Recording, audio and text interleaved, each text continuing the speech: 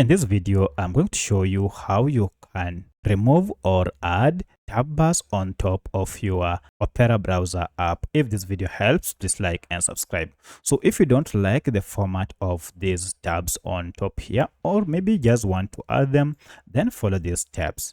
All right, to remove or add them, just click on this profile icon here and then go down here to appearance. As you can see, appearance is here. If you tap on appearance here, you can see we have show tab bars turned on.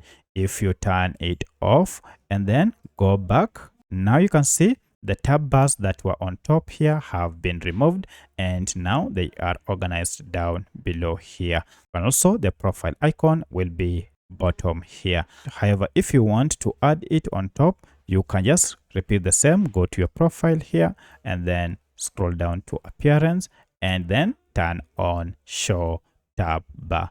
So that's how you can either add or remove your tab bar on Opera mobile browser. If you have any other question, kindly let me know in the comment section. Otherwise, thanks for watching and let's meet in the next video.